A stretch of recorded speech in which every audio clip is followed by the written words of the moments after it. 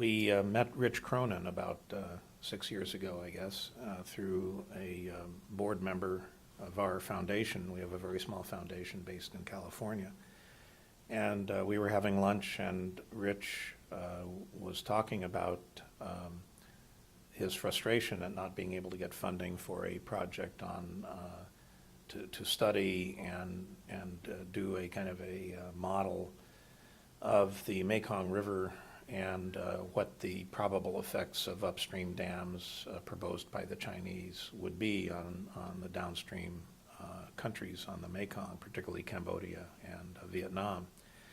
And the project resonated with us because we had some knowledge, general knowledge of the issue of the Mekong River issue and the proposed dams. But we were also, it also resonated because we shared a common history. As it turned out that Rich had been in Vietnam with the Army in 1968, and Sally and I were both in Vietnam independently as teachers in that same time frame. In fact, we met there in Saigon. And so it was particularly resourceful of Rich to actually have a proposal with him at this lunch to, a proposal on the Mekong project. And we were actually able to make a decision at lunch to provide some initial seed money to Rich to pursue the project. And we're gratified to see that that's, borne fruit in ways that I'm sure Rich never would have imagined. And their work is, Rich's work and the Stimson Center work on the issue has become very well respected in the region. And so we're, it's gratifying for a small funder such as ourselves to see that result. Steve and I in particular were familiar with the issue, and our fellow board member knew that. And we agreed on the spot that this is something that needed immediate funding. It needed to be given a chance. It met in Vietnam, and we were volunteers with an organization called the International Voluntary Service. And a certain number of us who had had experience on the ground in Vietnam came back and became activists around the issues related to the last years of the war. And then following the war.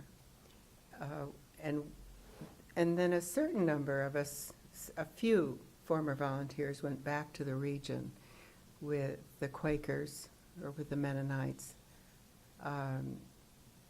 And we're watching the effects on villagers of people coming into the region, onto the river.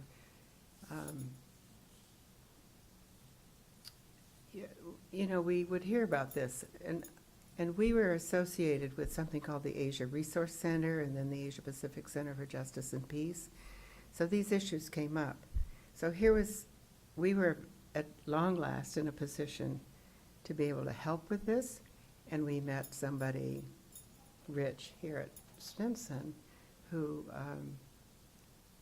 was eager to really dig right in and try to do something, namely to establish some kind of models that would illustrate what the problem was going to be on the fisheries, the local populations.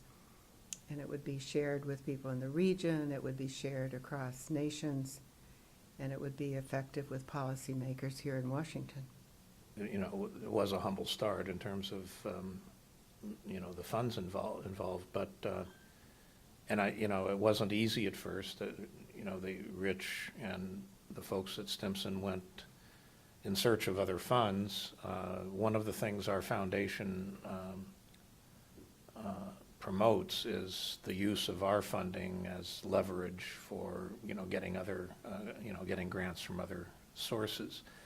And, it's often easier to get a grant when you've already gotten one. And you know, doesn't really make any sense, but the idea is, well, gee whiz, you know, they've got funding from XYZ, there must be something to this. And so we were frustrated, and as Rich certainly was, that they weren't, in the initial year or two, it was very difficult, and we provided some additional funding just to make sure that it, you know, the momentum wasn't lost. And so when finally it was, you know, recognized by the likes of MacArthur and others that this was a legitimate issue and it was, you know, a big problem that needed support, that was gratifying, you know, for us to see, and certainly a great relief for Rich and his colleagues. And it was a relief for us because, as Steve said, we are a small foundation, and we really do press our grantees to leverage our funds or to try to match our funds, make it grow, because we're not in a position to make really large grants. So each year, it was more than a year too, we really, 07, 08, 09, 10, and we kept saying, you've got to find other funding. We can't, you know, keep this up. And it took longer than we had hoped, but MacArthur really came through, and that's a fabulous point in this process. And this issue is only going to get more critical, and it is going to take more funding, more staff, more attention. So it's working out very well. We're pleased. You know, one of the fact that we were actually able to make a grant decision, you know, fairly spontaneously, I think was important, just in terms of what the timeline was at that moment. I think Rich was sort of feeling like, gee, you know, how many more bushes can I beat to find funding? I mean, you know, we're pretty much running out of ideas, and I think it made a huge difference psychologically, you know, for our foundation to come through.